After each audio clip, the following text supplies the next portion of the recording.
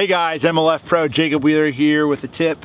Wintertime fishing tip. Look, this is the time of the year, springtime, wintertime, when the water's a little cooler to catch a lot of big fish. And truthfully, one thing you don't hear a whole lot about is river fishing in this time of year. And that's some of the best fishing you possibly can get into this in that cold weather, cold water period. And I got a few of my favorite techniques, favorite baits right here in front of me. I want to sort of talk a little bit about what I'm going to use on those cold weather, cold water days in those river systems. You know, first off, normally those fish are not going to want to be in a lot of current. They might be in those close to some heavy current, but they're not going to want to be in the current. So what I mean by that is eddies, mouths of creeks, little bars, anything that's going to block, big rocks, anything that's going to block those block that river current to where those fish don't really get it. They can sort of ambush their prey, but don't have to work that hard. You got to think they're still lethargic. The water's going to be cold depending on where you're at. If you're up north, it could be in the 40s, low 40s, even in the 30s,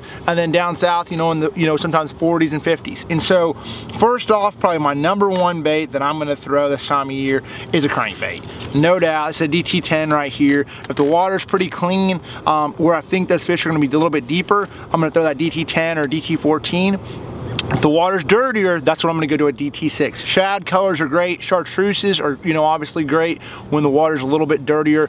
Crawdad colors, can't go wrong with a red crawdad color in the dirty water as well. Those are gonna be more of those riprap banks, rocky banks, any little eddy lines. That's gonna be an awesome little bait right there.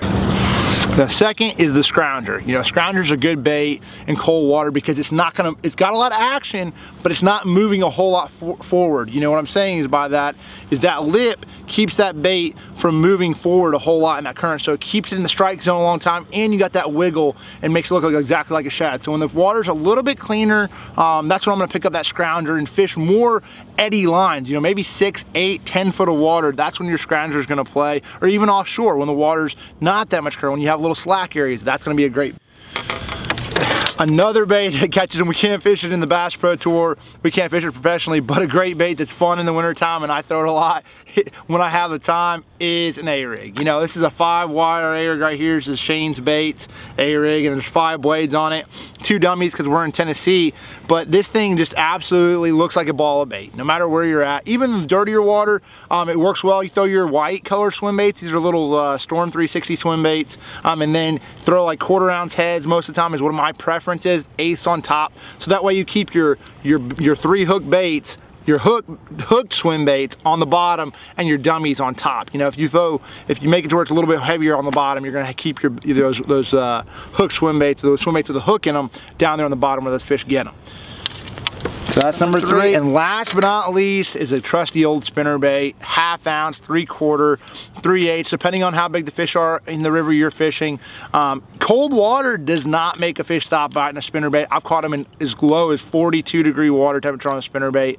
The one thing that I will change is the dirtier the water, the bigger blade size. And not necessarily, it's one thing that people get messed up sometimes is, I don't always, always change to a Colorado blade or a Colorado or Indiana if the water's dirty. I will throw upsize a willow leaf blade. It has a lot of thump still, so I might throw a 5 or a 6 on a double willow, and that's gonna still thump quite a bit in that dirtier water and catch just as many fish. So don't necessarily think that just willow leaves are just for clear water, because they catch a lot of big ones. But just upsize your willow leaf blades if you're gonna throw a willow leaf in dirtier water. And then there you have it. 4 of my favorite baits. Rivertime fishing can be a blast this time of year, so get out there in the boat, put you on some gloves, put you on some cold weather gear, and have a good time. Good luck this season.